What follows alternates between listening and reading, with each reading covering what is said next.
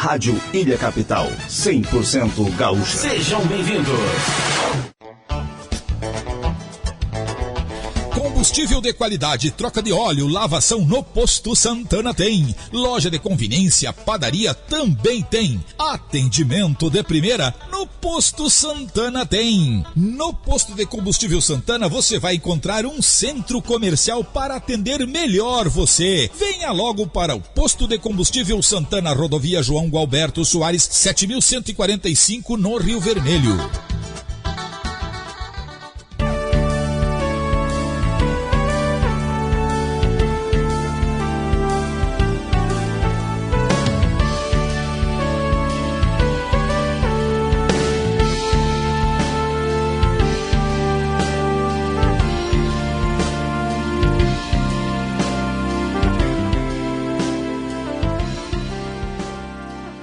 Salve, amigas e amigos da Rádio da Capital.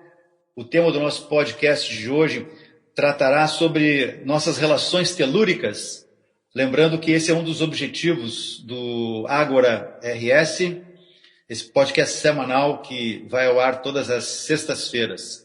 Hoje temos a honra de receber Nelson Jacomel para conversar sobre agricultura biodinâmica. Vamos trabalhar um pouquinho com essa visão de mundo que traz para a agricultura um olhar científico e espiritual na agricultura biodinâmica. Boa. Tu é natural de onde, Nelson? Eu nasci no Paraná, em Ponta Grossa, e vivo em Santa Catarina há uns 30 e quase 40 anos, por aí. Eu vim para cá na década de 80, justamente. Então, para a gente situar as pessoas que estão ouvindo o nosso podcast, Nelson, tu poderia fazer assim, de forma, tu é um cara didático, já vi tudo, né? Fazer uma apresentação assim de Steiner, que é o mesmo mentor, idealizador da pedagogia Waldorf, da euritmia também, e agora estamos falando de um outro ramo, da genialidade daquele homem, né? Que é da Alemanha, por isso talvez a sede internacional do movimento biodinâmico esteja na Alemanha, né? Ainda hoje, né? O Steiner, ele é nascido no final do século XIX, 1861, vou me enganar exatamente o número, né? E quando ele começa a vida profissional dele, ele tem diversas interações com grupos de poetas, com pessoas que necessitam atenções, pessoas que têm demanda por uma educação. E o background dele está inserido num contexto de modernidade. Esse é um aspecto bem interessante de se falar. Ou seja, a família dele se instala num ponto em que está sendo construída a rede ferroviária, num espaço desse lugar de onde ele nasce, né? E essa referência é muito importante, porque o que tem de mais moderno como tecnologia está sendo trazido naquele lugar. Não só a estrada de ferro, né, mas também o telégrafo. Então, o pai dele gerenciava essa estação e ele tinha contato com essas coisas assim, diretas, né? Mas ao longo da vida dele, ele, como jovem, trabalhava com os agricultores também, ou seja, fazia algum serviço extra, né, com os agricultores. Então, a relação dele com os agricultores nessa época também estava construída. Lógico que não é marcante definitivamente, não se tornou um agricultor, em que pese que ele afirmou, né, se eu não fizesse o que eu faço hoje, eu gostaria de ser agricultor, né, eu seria certamente agricultor. Ainda assim, ele vai para terminar os estudos dele, ele vai para fazer o gerenciamento dos arquivos do Wolfgang Goethe, um sujeito que foi levado pelo Duque de Weimar para gerenciar aquele espaço geográfico. Então ele atuava com o reino mineral, fazendo as coletas de amostras de minérios e avaliando o que era possível ou não de ter dentro daquele espaço, né? Administrava os negócios do gado, ou seja, era o sujeito que também atendia receita e despesa, né? E chegou ao ponto de fazer parte do comando dos exércitos. Então, o sujeito trafegava em diferentes âmbitos, até um ponto em que ele, consciente das necessidades de mudança, desce até a à Itália, faz uma viagem introspectiva e quando ele retorna ele é outra figura. E aí o arquivo que ele deixa na vida é fenomenal. Ele e Schiller marcam diversos momentos dentro desses espaços assim que são especialmente maravilhosos para o desenvolvimento do entendimento da humanidade nessa época, né? Lembrando, a gente fala desenvolvimento da humanidade e a gente tem que sempre lembrar que tem inúmeras transições em eras que vêm até chegar nesse ponto, né? Só para a gente dar uma pincelada muito rápida nisso. O Steiner, então, vai para fazer a administração desses arquivos e também, claro, se aprimora naquele conhecimento. Porque o Goethe realmente é um polímata, o sujeito domina inúmeras artes, né? Ele não é só um escritor de romances e novelas que fazem sucesso estrondoso, né? Mas ele também é uma pessoa que se dedica a desenho, a análise e observação e um cientista. Ou seja, ele propõe estudos sobre a luz mais ou menos na mesma época em que Newton faz essas observações. E há sempre uma disputa nesse espaço. Ele lembra um Da Vinci, assim, em genialidade, né? Da Vinci é um caso à parte. Esse cara é um caso à parte. Mas sim, ele tem essa conotação, realmente. Ele tem essa conotação. Então, o Steiner trabalha em cima desses arquivos, ele mesmo se ilustra nesses processos, vem a ser filósofo, constrói inúmeros pensamentos a respeito, convive inclusive com alguns filósofos, né? Tem interações, troca de correspondência, começa a publicar coisas, né? Artigos, documentos, se aproxima da teosofia, né? E no final diz, olha, a coisa não é bem nessas ideias de assim tão repetidas imagens de construção de um processo, né? Mas existe uma interação entre o que nós fazemos dentro da Terra e uma interação com o cosmos, né? E é nesse caminho que ele se põe construindo essas visões de mundo que acabam nos trazendo, então, a pedagogia Waldorf, que tem uma maneira de fazer escola para as crianças, de modo que elas mesmas construam, por exemplo, os seus cadernos, então elas internalizam efetivamente o processo de educação, né? A maneira da expressão da arte, essa observação de processos que são arquetípicos, né, que marcam um determinado desenvolvimento de uma planta ou de um animal. A própria agricultura biodinâmica, quando em 1924 ele dá o curso, ele apresenta ideias que até aquele momento as pessoas não haviam ainda engendrado, não trouxeram. Quando essa visão da construção de agricultura, vamos chamar alternativa para colocar, né, da necessidade de uma revisão da própria produção agrícola se dá, ela acontece por demanda dos agricultores, e aí surge a agricultura biodinâmica. Os agricultores se reúnem e demandam apoio para, no caso, Steiner, né, Rudolf Steiner, que é um polímata, uma dessas pessoas que se dedica a trabalho com o ser humano e com a humanidade, né?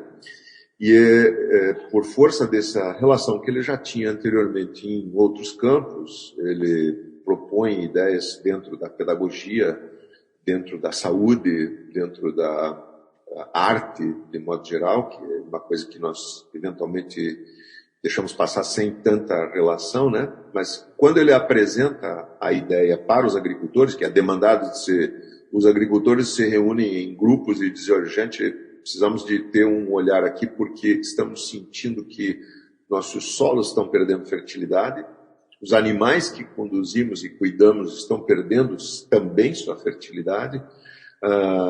Isso lá nos idos de 1924. Isso. Antes um pouco, porque o sujeito tinha uma agenda carregada e aí, sabe, tinha uma pressão em cima dele para dizer, quando é que você vem, quando é que você vem, até que em determinado momento isso acontece em Pentecostes de 1924. São datas também bem especiais para nós mesmos, não só dentro da cristandade, mas de modo geral dentro dessa visão espiritual. Foi na Polônia, né? Isso, foi na Polônia.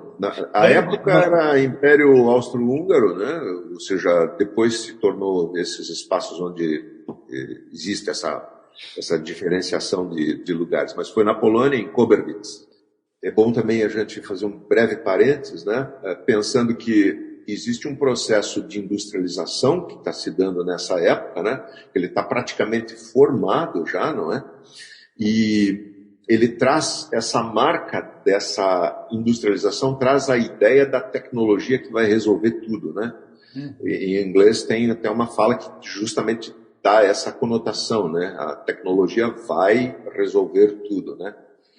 E, na verdade, quando isso se dá, o que está transparecendo é justamente o oposto. Porque muitos dos processos industriais acabaram buscando colocar seus dejetos para dentro da agricultura. O surgimento de algumas espécies de adubos vai nessa direção.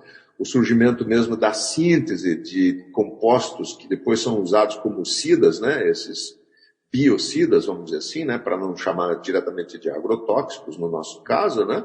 Esses compostos eles são sintetizados nessa época. E os agricultores estão dizendo esse troço não vai fixar tudo, não vai resolver tudo, né?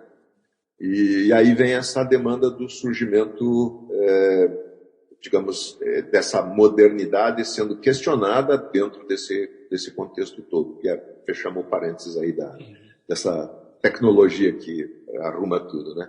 É bom lembrar, a tecnologia moderna dentro da agricultura, ela só é possível porque a gente fez alterações substanciais, por exemplo, na matriz energética.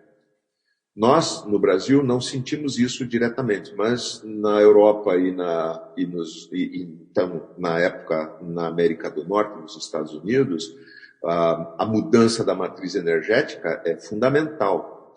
Imaginem que os animais eram o que moviam as cidades nessa época, né? Ou seja, carruagens eram puxadas na rua, trens eram puxados na rua, né? E existe uma mudança quando você faz a entrada primeiro, ainda no século XVII, XVIII, né? A máquina a vapor e depois o uso da queima de derivado do petróleo.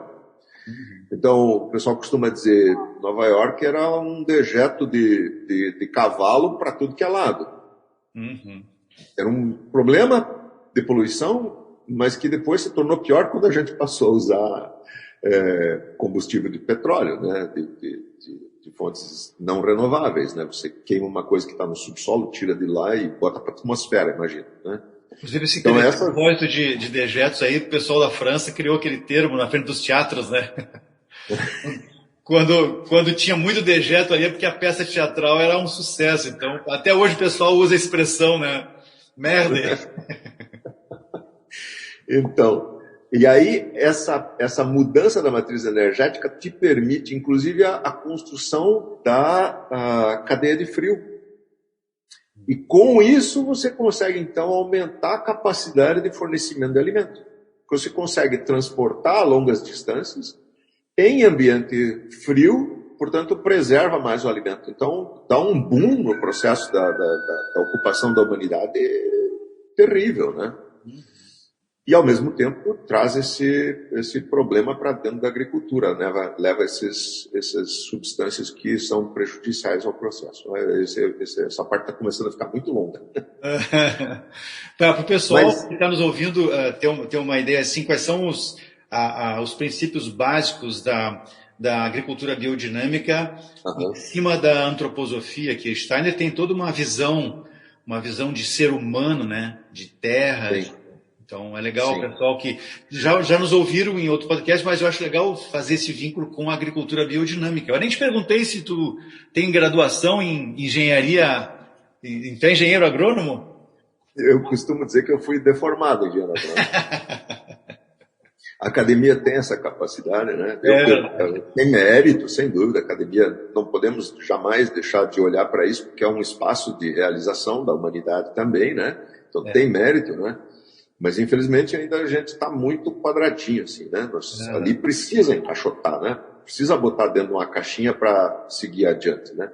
Mas a gente tem que questionar isso e olhar para aquilo que a vida está dizendo para nós, né? Eu penso que nós nos afastamos da vida nesse processo de caminhada da humanidade. Se fosse diferente, certamente, se não nos afastássemos da vida, né, certamente não haveriam cidades de, sei lá, 25 milhões, 30 milhões de habitantes, São Paulo, México, né, Tóquio, né, essas coisas. Isso não é viável, isso não é possível, né? Não é sustentável, né? Não tem como, né? Tudo ali, tudo nessas cidades desse porte leva para não vida, né?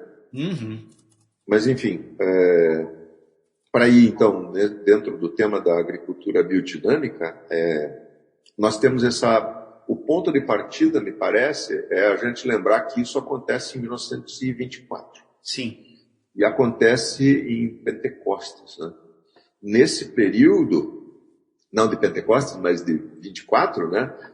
Essa tecnologia vai resolver tudo e nós podemos associar isso com a ideia da própria Semana de Arte no Brasil. É um momento de extrema criatividade, né, no planeta, né? Todas as iniciativas são extremamente criativas, né? Inclusive na arte, nós temos exemplos muito maravilhosos, né? Mas em 24, com essas 8 palestras que o Steiner faz para os agricultores, né? Ele traz justamente essa fundamentação de que o que nós precisamos fazer é trabalhar a vida. Seja a vida no solo, seja a vida na planta, seja a vida nos animais. Se trabalharmos dentro do solo e, com isso, levarmos vida para aquele ambiente, com certeza, as plantas que vierem deste ambiente terão uma expressão diferente. E os animais que, por sua vez, se servem dessas plantas, do mesmo modo terão essa expressão diferente. Claro que isso permeia por uma independência desse ambiente, em primeiro lugar. Ou seja, cada um dos lugares onde se pratica agricultura biodinâmica tem como fundamento uma visão orgânica. Ou seja, é um organismo. Daí é que vem essa palavra aplicada até no surgimento das bases da agricultura orgânica, né? Que ela acontece por conta desse Howard que estava na Índia trabalhando como delegado da Inglaterra para levar a ideia de uma agricultura moderna para o país e os habitantes, né? E, na verdade, ele, quando chega no ambiente, ele começa a ver a maneira como as pessoas na Índia, né, estavam usando o esterco do gado. E faziam compostagem e faziam cultivos em cima desses espaços e os rendimentos deles, sem nenhuma espécie de químico, eram muito melhores. Então, quando postumamente o livro dele é publicado. A mulher dele faz a publicação, ele morre no meio do caminho. Mas ele elaborou um documento no qual ele lança essas ideias da agricultura orgânica. Isso é para a década de 30, chegando nos anos 40 já. O curso de agricultura biodinâmica aborda justamente essa visão. Ou seja, nós, quando trabalhamos dentro de como diz o IBGE, estabelecimento agropecuário, nós estamos trabalhando num organismo agrícola. Então, os reinos que estão aí operam entre si. E a marca disso se dá pela nossa presença, a presença do ser humano, o reino humano. Somos nós que imprimimos essa relação de organicidade. Dá para se dizer, Nelson, que nós trabalhamos dentro de um organismo vivo. Porque a gente coloca assim, agrícola porque parece que está fora de nós, mas como a gente se considera vivo, a gente não tem dificuldade de relacionar essa vida a esse ambiente que é anterior à nossa existência aqui no planeta, né? Sim. É bom você comentar isso, porque o que está acontecendo nesse ambiente é uma coisa que não é exatamente natural. O que a agricultura biodinâmica traz é uma coisa que é a criação do homem inspirado espiritualmente para esse processo. é trazer a vida para esse organismo, tornando-o vivo de um modo que na natureza não acontece. Porque no processo da natureza, normalmente ela cresce, se desenvolve e decai, né? E o que nós fazemos é manter esse processo em constante fluidez, né? Se renovando, né? Então, nós trabalhamos com essa ideia de organismo agrícola, ou seja, o reino mineral serve o vegetal serve o animal, e nós coordenamos esse processo apoiando quando ele é necessário. Uhum. Vamos a um ambiente, vamos praticar agricultura nesse ambiente, fazemos obrigatoriamente o processo de compostagem, trazendo a vida para o solo. Nos nossos compostos, na nossa compostagem, nós usamos os preparados biodinâmicos, que é um outro tema, né? E a partir dessa compostagem e do cultivo de plantas nesse espaço, neste solo, usamos outros preparados biodinâmicos para apoiar as plantas no processo fisiológico de desenvolvimento dela. Uhum. Cientificamente pensado, espiritualmente inspirado. Uhum. Então, nós atuamos nesses dois fluxos, vamos chamar assim, que estão se dando aí, né? Nós poderíamos dizer que nós sintetizamos os reinos mineral, vegetal e animal dentro de nós também, né, Nelson? Nós temos muita síntese interna aqui, né?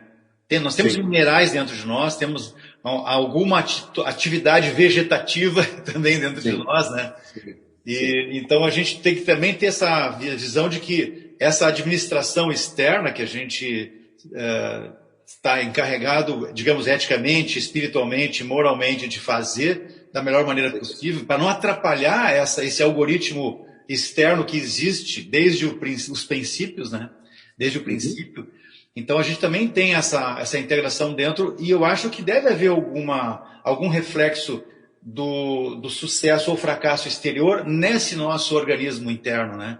A gente está pagando um preço alto por estar dando ênfase à produção em série com agrotóxicos ou etc. E está ingerindo isso aí, né? Sementes transgênicas, etc. Né? Eu estava te ouvindo falar e lembrei que um tempo atrás eu li alguma coisa bem mais recente que Steiner sobre permacultura, que é um termo em inglês lá, ela tem três princípios éticos, né? Que é cuidar da terra, das pessoas e do futuro. Tem muita semelhança, né? Ou seja, parece que é um concerto assim no planeta de pipocar a mesma coisa em lugares e culturas diferentes para que a gente finalmente integre isso tudo, né?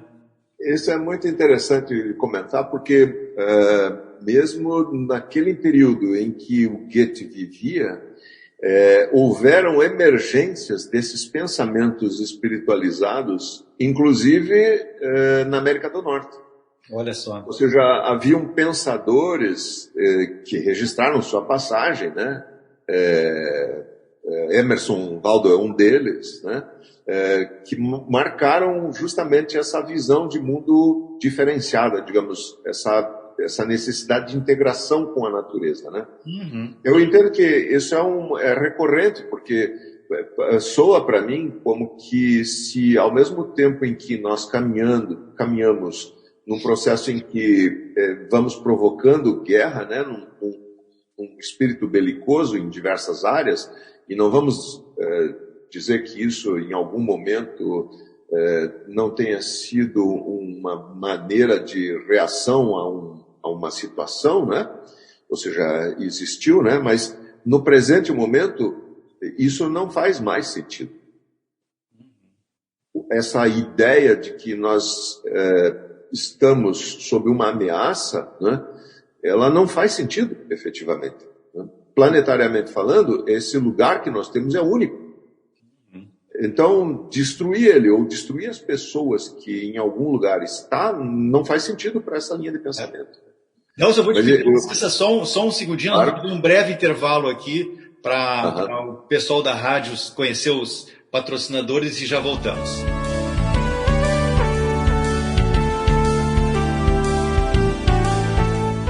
Rádio Ilha Capital. É bem melhor. Ilha da Magia, Florianópolis, Santa Catarina. Pensou em transporte, pensou 048 Turismo. Garantia de conforto, pontualidade e segurança. 048 Turismo conta com vans, micros e ônibus.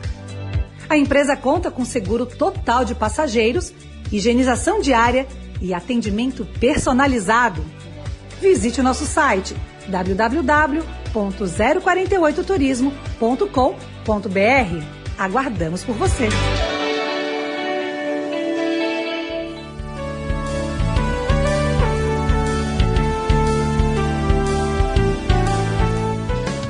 Bom, Nelson, voltando lá em 1924, que era uma época efervescente no planeta, tu mesmo fizesse referência à arte moderna no Brasil e tal, eu fico imaginando se o Steiner, trazendo vou falar hipótese até, porque as hipóteses que ele trouxe sobre essas relações nossas com a Terra, com a Lua, claro que a Lua acompanha os movimentos de agricultura desde muitos anos, muitos séculos, né? Mas ele traz de novo isso para fazer uma relação com o zodíaco, com signos também, né? E eu fico imaginando a resistência que deve ter surgido à época que estava recebendo a informação de tecnologias novas e veio um cidadão lá falando em coisas muito ancestrais, né? Será que aconteceu essa resistência? Tem algum registro de resistência a essas palestras, esse ciclo de palestras que ele deu lá no Pentecostes, na Polônia? Vale a gente olhar um pouquinho para o passado realmente, para o tema dessa conexão que nós temos com os astros, né? E trazer, por exemplo, essa visão que os gregos tinham sobre essas estrelas que se movem pelo céu, né? Cosmos, que é como os gregos se referiam a esse conjunto todo, né? Significa muito mais harmonia de estrelas do que constelações e planetas e assim por diante vai, né? Então a definição é essa, justamente, harmonia de estrelas, né? Ou seja, as pessoas estavam já anteriormente aos gregos olhando para essas relações que existiam. É da época da Babilônia, ou seja, pelo menos uns 3.000 anos antes dos gregos, né? Já havia esse tipo de olhar das pessoas para o planeta, né? Para as coisas que cercam o planeta, né?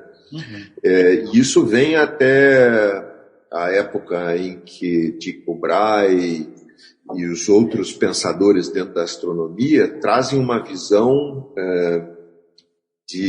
inclusive chamada de herege em certos momentos, né? Uma visão de que a Terra não era o centro do universo. E o fato marcante, né, naquele momento foi o cálculo da passagem de um cometa pela proximidade da Terra. Esse cálculo foi feito com precisão e as pessoas se quedaram assim absolutamente assustadas, de modo geral, né, com a passagem daquele cometa. Porque o que se imaginava desde antes era que existiam diversos céus cristalinos. Agora você imagina, passa um cometa por essas imediações e rompe esse céu cristalino. Propriamente dito, é para se esperar o fim do mundo. E o fim do mundo não se dá. Então, efetivamente, há uma transformação do pensamento humano nesse momento que impacta todo o processo de evolução. Nós passamos a mais piamente acreditar, como os gregos disseram, né, também, né, que nós somos os deuses na Terra. Uhum. E esse processo de desligamento do ser humano com o espiritual é o que nos leva a essa visão materialista que nós temos do mundo hoje. Exacerbadamente hoje, né? E se não tratamos de olhar isso de outro modo, nós vamos mais adiante nisso, né? Então, essa visão de uma astrologia, ela está impressa dentro dos processos que a gente trabalha na agricultura biodinâmica. E eu preciso destacar que não se trata de astronomia. Sim. Nós perdemos esse logos que está na palavra da astrologia, né? Uhum. Quando a gente está dizendo astronomia, nós estamos dizendo a nomeação de astros. E é isso que nós estamos falando especificamente, né? Quando a gente fala astrologia, nós estamos falando estudo deles, conhecimento deles, percepção deles, né? E nesse sentido, é importante a gente olhar que cada vez mais nós delegamos nossa própria percepção para instrumentos. Hoje em dia existe uma definição de buraco negro. E é um lugar para onde tudo converge, inclusive a luz. Se pararmos e analisarmos a sensação que isso nos dá, qual será a reação? Efetivamente, de pavor, vamos dizer. Tudo some ali. Só não está na nossa frente, digamos, não está chegando perto de nós, né? Mas o cinema costuma trazer esse tipo de mensagem muito próxima da gente, né? Já tem diversos filmes tratando desse tipo de coisa, né? Enfim, um buraco negro é o lugar para onde tudo converge. A luz, inclusive, se a gente, digamos, pensasse em ter alguma coisa mais imaterial do que a luz, né? Vamos supor, né? Mas, para retornar ao tema, então, quando você está com essa percepção de astros, né? Quando você se conecta com essas relações, tudo começa a efetivamente a apresentar certo sentido, né? E essas expressões estão no nosso mesmo calendário, não tanto no calendário semanal em português, mas, por exemplo, em espanhol, né? Terça-feira, que para nós é o segundo dia da semana, deveria ser, na verdade, regularmente falando, o terceiro dia, né? Porque a semana começa no domingo, né? Terça-feira é o dia de Marte. O dia de Marte é o dia da guerra, né? Esse é a condição para isso, né? Então, cada uma desses dias da semana tem uma percepção de uma deidade que está atuando ali também, né? E mesmo nas falas de outras línguas, mesmo no francês, mesmo no inglês, né? Você consegue trazer essas visões de mundo, né? E essa visão de mundo, na época do lançamento da ideia da agricultura biodinâmica, tinha sido trabalhada pelo próprio Steiner em diversas palestras em anos anteriores. Ou seja, sempre houve essa visão de como é que se constitui a ação humana influenciada pelos astros, né? Tinha sempre algumas pessoas sempre faziam esses questionamentos, né? Steiner elaborou diversas palestras trazendo inclusive as visões, as percepções antigas de determinado comportamento humano e a expressão do astro, que isso poderia estar sendo apresentado, né? Que não é dele, digamos, né? É da antiguidade, né?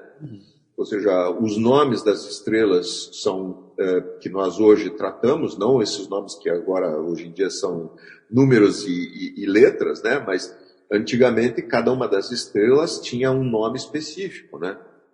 Aldebaran, né, a estrela da constelação de Touro, né, que é o olho do demônio. Né? No sentido figurativo, né, vamos dizer assim, não é uma expressão que caracterize determinado tipo de ação que aquilo vai ter, né? Mas nesse sentido figurativo. Então, todo esse comportamento, essa visão, essa percepção dos astros tem uma influência. E foi analisada em inúmeras palestras, trazendo essa composição, né? Por que a gente pensa que na cintura pélvica, né, na nossa bacia, está justamente um certo equilíbrio, né? Uma balança, né? Então, tem uma constelação atrelada a isso, né? Tem uma constelação do câncer, né, do caranguejo, né, associada ao nosso tórax, né? Porque ele abarca, né? Ele inclui, né? Ele é uma carapaça, digamos assim, né? Que protege o que está dentro da gente, né? E cada uma delas, talvez a mais importante delas, não vou dizer que tenha um grau de importância, não é o caso, né? Mas os pés, quando nos movemos, né? Que são aquário, né? Eles nos indicam justamente essa nossa capacidade de deslocamento, né? Essa nossa ir para fazer determinada coisa, né? Nós somos isso, justamente, né? E aí, como é que a gente conecta com os 12 signos convencionais com os 4 elementos da Terra? Porque nós também temos os 4 elementos, terra, ar, fogo e ar, né? Também tem uma conexão disso, né? Também tem. Não por acaso, o 4 é divisor de 12, né? Também tem essas interações, né? E na medida em que a gente vai associando essas ideias E a gente começa a perceber a complexidade do processo, né? E a complexidade do processo quando a gente vai também para o nível disso na relação com a planta.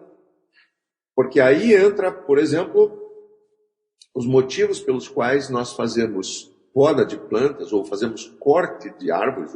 Os antigos faziam muito mais, hoje em dia a gente perdeu isso, né? Mas durante o período de inverno, quando, ou previamente ao inverno, nos meses que antecedem, né? Quando os meses não têm R, né? E quando a lua está baixa. Né? O sentido disso é que também o processo fisiológico da planta está reduzido. Então, isso facilita a ação do agricultor e facilita o trato com a planta, porque você, de certo modo, ao fazer uma poda numa planta nesse período, você prejudica ela menos. Não vamos fazer uma comparação tão direta, mas não está cortando o braço da planta quando você corta um ramo, né? Mas um pouco é isso também, né?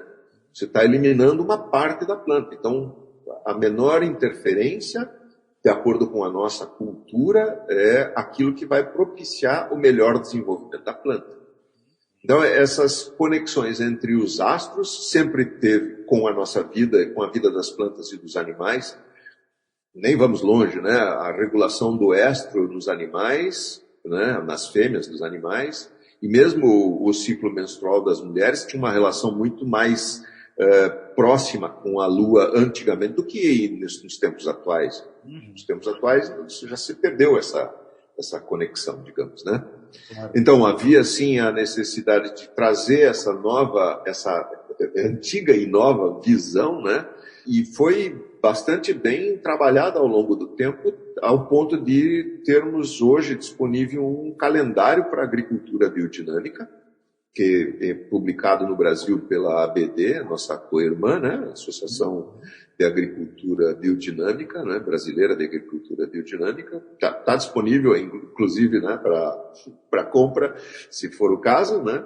E nesse calendário tem, inclusive, essas visões de qual é o dia da semana que eu posso trabalhar com a folha, ou com a raiz, ou com o fruto.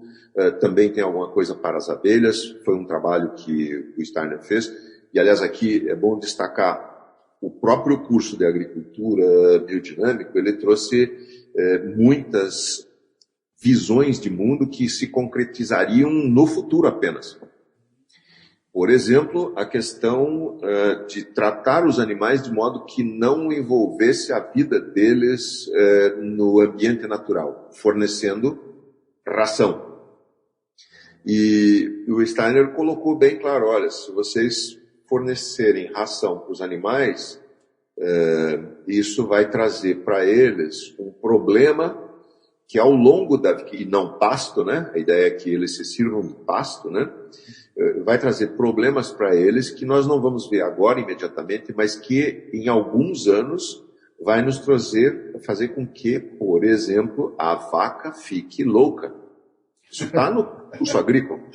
E a vaca louca, a doença da vaca louca é uma realidade desses últimos anos, que teve um surto, a questão de alguns anos atrás aí na Inglaterra, mas é uma realidade concreta, né? Ou seja, não que o sujeito seja adivinho, mas ele está simplesmente pegando a realidade do presente, né, de 1924, e dizendo, bom, se o negócio continuar assim, não vai dar certo. Fiquei me lembrando com esse teu relato importantíssimo aí sobre a alimentação dos animais, né? Os Estados Unidos, ele tem muito gado confinado.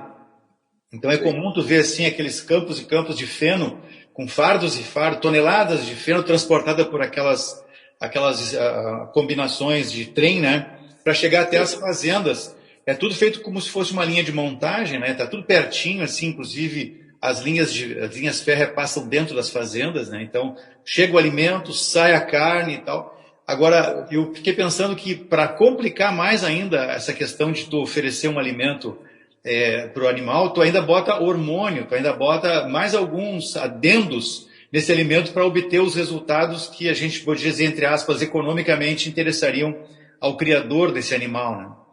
E aí tu vem com a parte espiritual, por exemplo, a gente pensar se nós somos realmente carentes dessa proteína animal ou se nós podemos nos manter com o nosso corpo até talvez mais sutil, com a proteína vegetal, né? Que tem, a gente conhece plantas com a Ora pronobis, que tem um percentual absurdo de proteína vegetal, né? E a gente ainda está precisando, ou se convenceu, ou que acredita que precisa de proteína animal. Eu te confesso que eu não estudei assim na parte biológica, se nós realmente precisamos da proteína animal. O leite já tá bem em moda a gente questionar se o leite é necessário para o nosso organismo. Mas até um tempo atrás, como é que eu vou viver sem leite? Não, leite e tal, né? Então, essa modernidade, que agora há pouco a gente falava sobre Steiner ter encontrado, é uma coisa bem ancestral isso que ele trouxe, né? Porque talvez a vivência dele na teosofia e a sacada que ele teve de criar a antroposofia, porque para meu consumo, Nelson, a teosofia teria como base etimológica da palavra Deus no centro, né? Teosofia. E ele teve a genialidade de trazer mais para perto da nossa capacidade perceptiva, botou o homem no centro, a antroposofia, né? Mas sem desconsiderar todo aquele aporte lá da teosofia, lá com a Petrovna Blavatsky e tantos outros que estudavam aquela época esses assuntos, né? A pedagogia, Waldorf, consegue fazer uma coisa muito bacana, que é trazer os diversos corpos que as criancinhas, desde pequena, né, ao entrar no jardim da infância, ela já apresenta um desenvolvimento do corpo etérico até os 7 anos, né? E é legal fazer essa vinculação de tudo isso com a agricultura biodinâmica, né? Esse mesmo ser que está lá na escola Waldorf, praticando assim de forma lúdica a mexer com a terra, até fazer uma compostagem, ou a vermicompostagem com miocário, né? Esse serzinho aí está sendo lapidado de uma maneira muito interessante para integrar esse mundo que a gente está agora aqui testemunhando. São os legados, né, Nelson?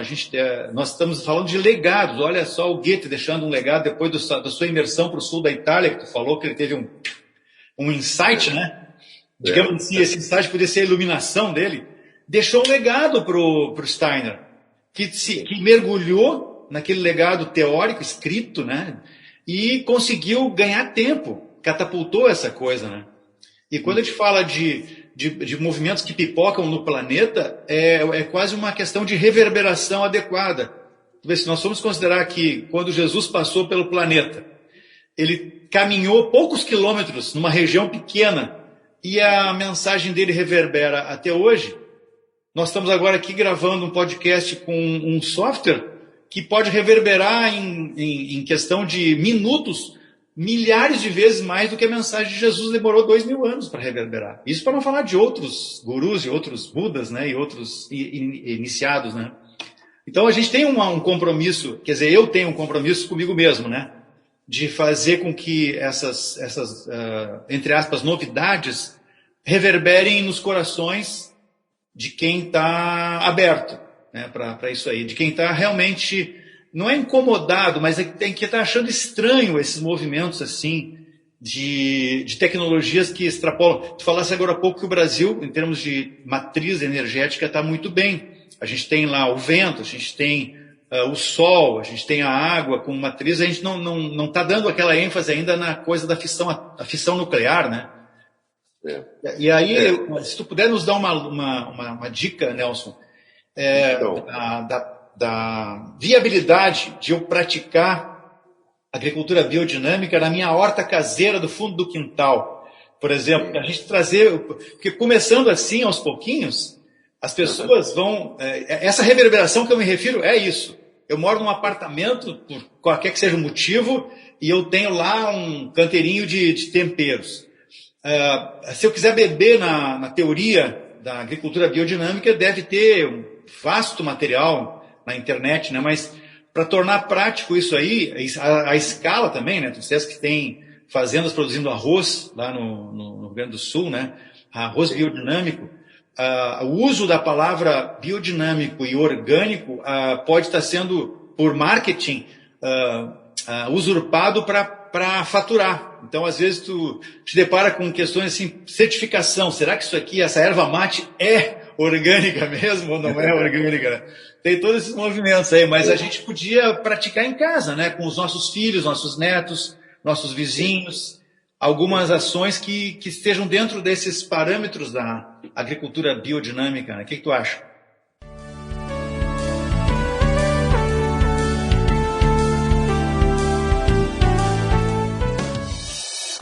Rádio Ilha Capital, uma web rádio diferente. Se o teu cavalo anda meio adoentado, ou é teu cusco que não tá muito legal, tens um amigo que está sempre do teu lado, pra bicharada andar alegre no quintal. Te recomendo, não pensa duas vezes, liga pra Clínica Veterinária Ingleses. 369-2159 e o plantão 24 horas 9982-6176. Te recomendo, não pensa duas vezes, liga pra Clínica Veterinária Ingleses.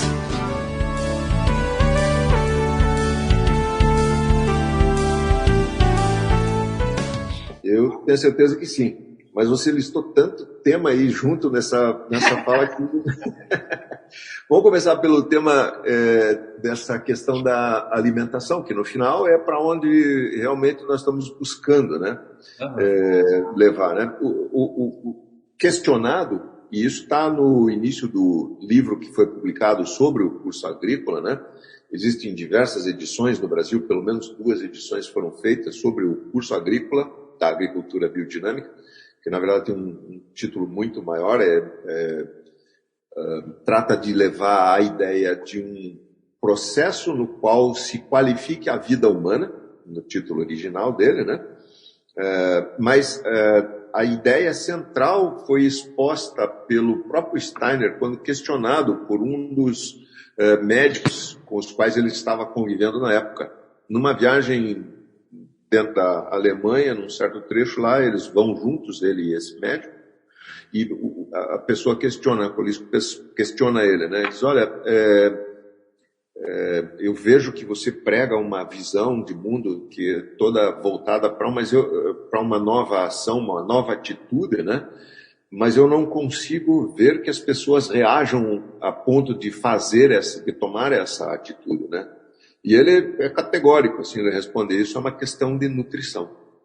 As pessoas não estão comendo adequadamente. Agora imagine isso antes de 1924. Bom, ato contínuo, alguns anos depois, por exemplo, na década de 40, no Congresso dos Estados Unidos, os senadores presentes fizeram um listado de produtos, alimentos, que não estavam apresentando as mesmas qualidades que antigamente apresentavam. Olha só. E depois disso, hoje em dia, nós temos um colega aqui, o Rubens Nodari, que é professor na Federal, né, em Santa Catarina, e ele tem uma apresentação em que trata dessas questões sobre os efeitos transgênicos, etc., onde mostra as qualidades perdidas pelas verduras, pelas hortaliças que consumimos, né? Ou seja, o Steiner estava apontando naquele momento que é uma questão da nutrição. Hoje em dia tem inúmeros exemplos, né? O processo que se dá na agricultura biodinâmica, essa vivificação do solo, como a gente diz, e consequentemente a vivificação dos plantas e dos animais, vem na direção de atender uma demanda para a gente mesmo. Claro, há opções de você dizer, não, eu não como carne.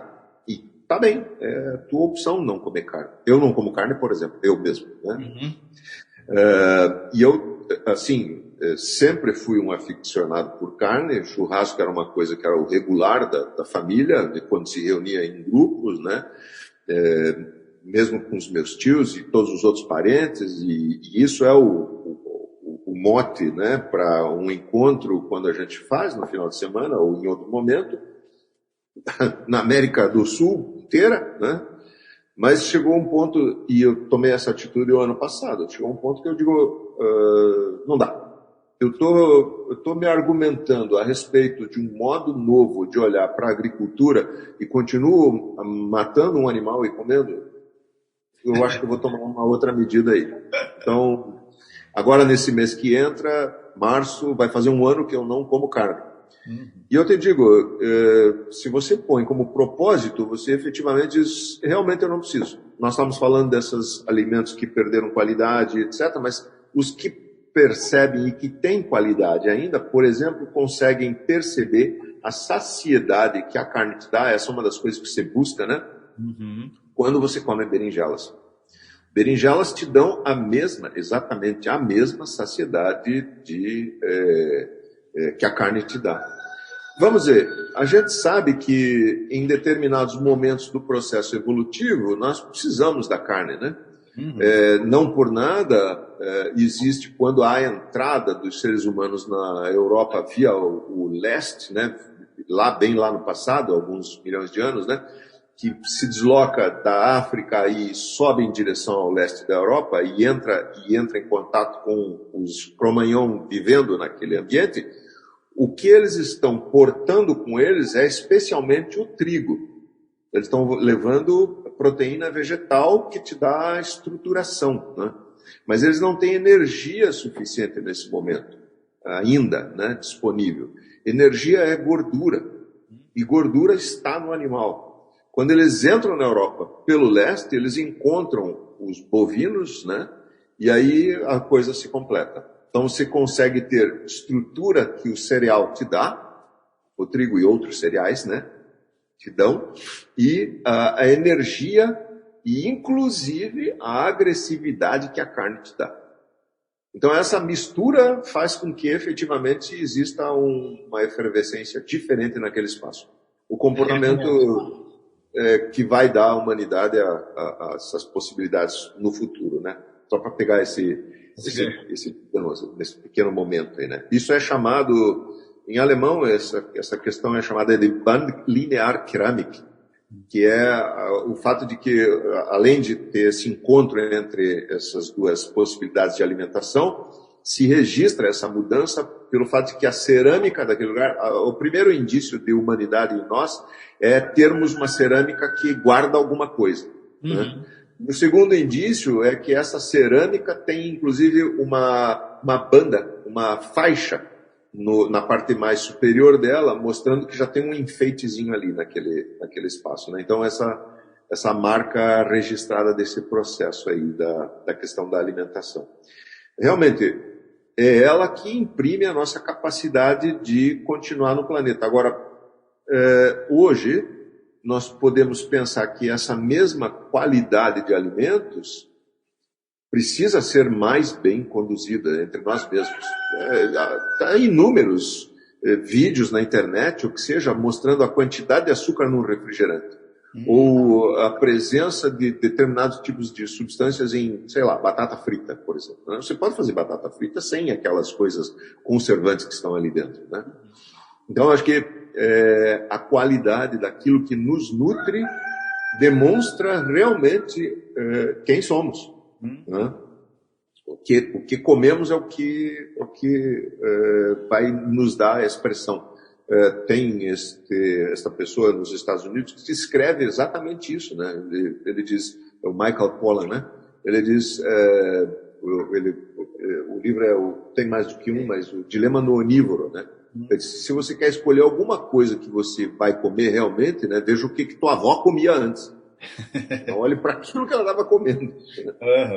Então, eu acho que esse é o tema que parece assim, transparece assim, para pegar bem superficialmente, mas a gente pode aprofundar isso pensando um determinado comportamento, uma pessoa com um determinado comportamento exige um tipo de alimento.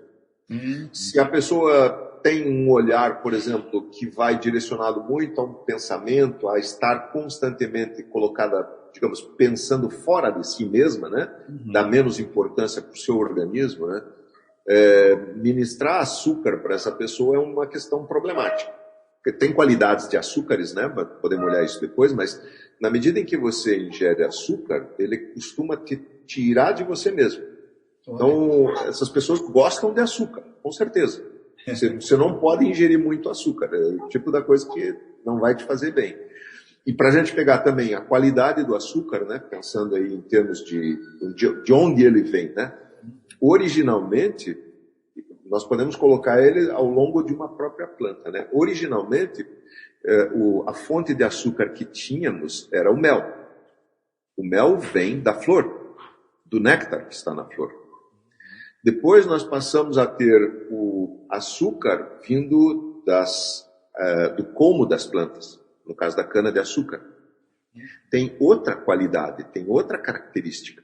Enquanto você tem frutose condensada no mel, né, você tem, propriamente dito, cadeias complexas de açúcares dentro do que nós conhecemos como açúcar branco ou demerara ou o que seja. Não é o melhor tipo de açúcar que você deveria usar. Você deveria focar a tua atenção no mel, de fato, né? Mas nos apetece essas coisas assim, né? Esse tipo de sais, vamos chamar, né? Tanto o sal de cozinha, né? Cloreto de sódio, quanto a composição de açúcares que se apresenta no açúcar adoçante, né? E finalmente, no processo de chegar mais para a terra ainda, na Europa particularmente, não tanto entre nós, que o nosso mercado é outro, né? Você tem açúcar da beterraba, ou seja, açúcar das raízes. Então, existe uma associação a um determinado comportamento nesse espaço aí, né? Que afeta teu próprio organismo. Um açúcar de beterraba, com certeza, vai te levar para ações mais assim ligadas à terra, vamos chamar, né? Mas para a gente ter ideia de como a gente foi processando isso de uma maneira diferente do que a gente está acostumado, ou deveríamos estar percebendo o que vem a ser o açúcar, né? A fonte daquele alimento que a gente está ingerindo, né? Ouvindo falar agora sobre o açúcar, me ocorreu uma doença que a gente já tem bem diagnosticada, que é o diabetes, né? Eu até não sei se o diabetes existiu sempre, e a gente não tinha ainda a visão dela. Mas podemos pensar também que ele pode ser uma doença que foi produzida a partir desses descompassos nossos com a nutrição. Então, mas o mel, por exemplo, para uma pessoa que tem diabetes em algum grau, desde o mais suave até o mais agressivo, eu não sei te dizer se ele seria recomendado, porque a gente sabe também que tem frutas, a laranja, o mamão, todas as frutas devem ter uma dose de açúcar também, né? Sim. Mas se a gente tirar fora o aspecto paladar do açúcar e pensar no aspecto nutricional, olhando as moléculas de açúcar dentro da fruta, dentro da raiz beterraba, dentro da seiva da cana, aí a gente vai ter uma visão científica da coisa, que a gente já tem acesso a isso, né? Para poder até fazer frente, aí nesse caso, a medicina antroposófica talvez já tenha até um avanço bem legal, né, para doenças do tipo diabetes, né, que está ligada à nutrição, né? A gente já sabe que, de modo geral, todas as doenças são fruto desses processos estressantes, né? Ou seja, nós devemos ter algum nível de estresse, nós precisamos desse nível de estresse, né, de algum nível de estresse. Mas não ao ponto deles se transformarem em doenças, né? Agora nós estamos com doenças, atualmente dentro da sociedade, com doenças que ultrapassaram a questão alimentar e passaram a ser um problema, inclusive, de relacionamento, né? Pelo fato de você ficar preso ao computador, à rede social, a esse tipo de mídia, você tem pessoas ansiosas 100% do tempo, que já não encontram mais seus espaços de realização. Imaginam, transferem esse espaço de realização, seja uma atividade física, seja uma ação intelectual, seja um trabalho, né? Qualquer que seja ele, não consegue imaginar fora desse espaço da internet. Uhum. Isso é, de novo, essa desconexão, essa digamos, inconsciência, né? Eu acho que o tema principal é realmente esse, né? Ou seja, nós estamos absolutamente fora da noção que nos é exigida para atuarmos. Fora do conhecimento que nos é exigido, conhecimento como seres humanos e espirituais, né? Para atuarmos dentro do planeta, né? Eu me lembro sempre quando eu tenho um conhecido que vive um pouco ao norte de Santiago, no Chile. Ele tem uma área muito pequena, são 3 hectares, e cultiva bem pouca coisa assim, né? Tem uma coleção de uvas, limões, laranjas, figo e etc. Mas eu me lembro de ter comido uma dessas ameixa vermelha dele e eu disse, o meu dedão do pé ficou com gosto de ameixa vermelha. O cara pratica biodinâmica, né? Francisco Valenzuela. O cara pratica agricultura biodinâmica de um jeito que subir numa árvore de figo, coisa que a gente normalmente no Brasil não tem, né? Quer dizer, a gente tem... Arbusto. Justo. A gente cerceia ela para ela se tornar pequena, trabalharmos na nossa altura. Lá ele tem uma árvore de figo cheia de figo, você come um figo daquele, fica doce até o teu cabelo fica doce. É uma coisa muito impressionante. Então, de fato, o nosso propósito é termos um alimento que crie essa consciência. Caramba, como é que o meu dedo do pé ficou com gosto de ameixa vermelha? Né? Esse é quando eu como o arroz que o João Fogo produz, né, eu digo, caramba, isso daqui está me levando realmente, né, para um outro espaço. E isso pode ser aplicado, claro, para aqueles que comem carne, uma carne que seja conduzida assim nesse caminho, né? Teríamos aí uma discussão longa nesse processo. Falar em longa, Nelson, nós já vencemos o nosso tempo aqui, de acordo com o combinado lá com o pessoal da rádio, mas assim, para a gente fazer o fechamento dessa conversa, fica aqui o convite para as pessoas que elas busquem se aprimorar um pouco, conhecer um pouco mais, né, nessa vasta fonte de informações que a gente tem disponível na palma da mão sobre agricultura biodinâmica. Tu tem um site também que é da associação, né Nelson? Sim, Como é o nome do site? É abdsul.org.br. Okay. São, na verdade, dois. Esse é o nosso aqui, né, sediado aqui em Florianópolis, e o da ABD também, que é biodinamica.org.br. E se vamos para o finalmente, eu tinha um comentário que eu acho interessante fazer, que é essa busca nossa mesmo, né? Quer dizer, para nos trazer esse grau de consciência via esse alimento que a gente está comentando da agricultura biodinâmica, né? E o tema é justamente essa visão de mundo, de onde viemos, o que fazemos nesse momento e para onde estamos indo. Eu acho que essa pergunta, ou esse conjunto de ideias, né, é o que nos move nesse contexto. É nesse olhar dessa atitude do ser humano sobre o planeta que eu penso deve estar calcado o nosso passo nesse processo de evolução. Não é uma pergunta com resposta, essa resposta que tem que ser trabalhada a cada um de nós, né, por cada um de nós, e é, portanto, provocativa. Né? Tem um ditado que diz assim, a gente ouviu o galo cantar e não sabe onde. Eu sei que tem um galo atrás de ti cantando aí o tempo todo. Né? É uma porção aqui deles. Na verdade, tem 2 galos e uma porção.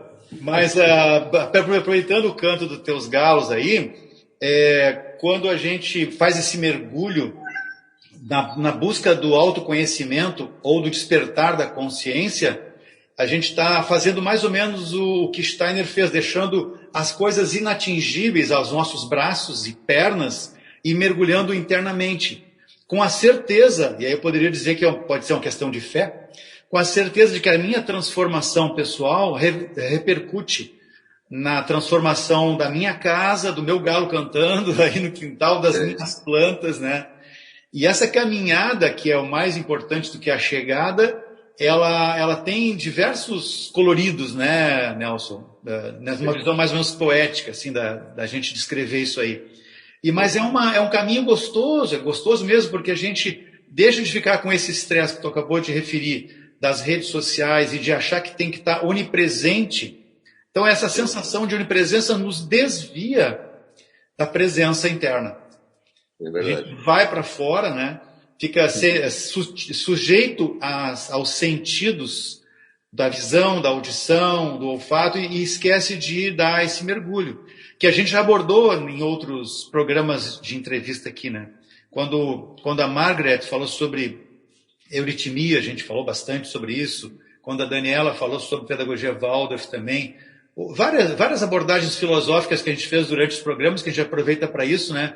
Remeteram para isso que, inspiradamente, eu diria, tu tocou na tua fala do nosso encerramento. Para mim, triste encerramento, né? É uma pena que está encerrando agora, mas talvez fique aí um pretexto para a gente retornar a conversar um pouco mais sobre o tema, né?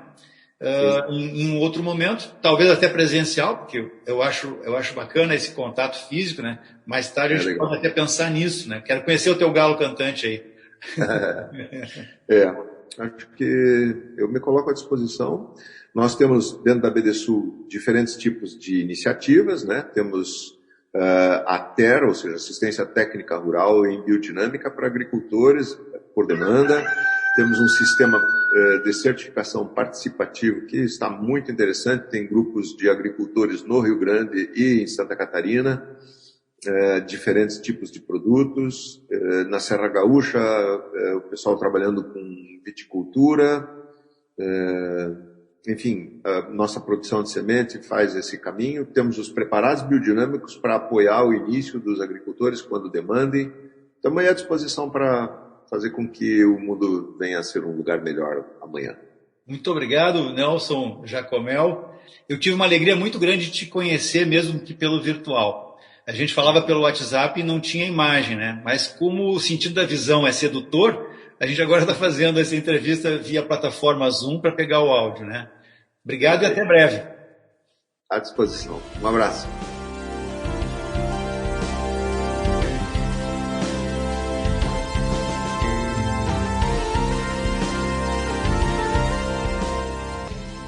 Por hoje ficamos por aqui e até o próximo Ágora RS.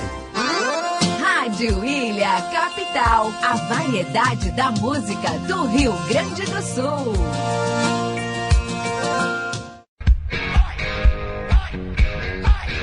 Você gosta de pedalar? Brutus Bike é o ponto seguro da sua pedalada. Serviços, peças, acessórios e equipamentos em geral.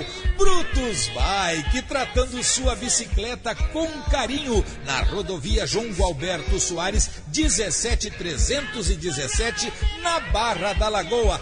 Brutus Bike, 999-646883.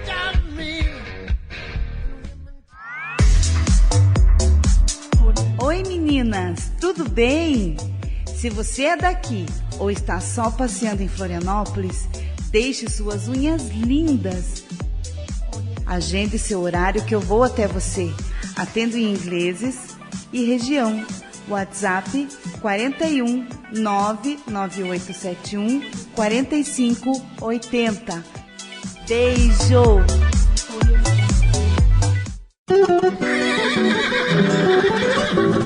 Rádio Ilha Capital, 100% gaúcha.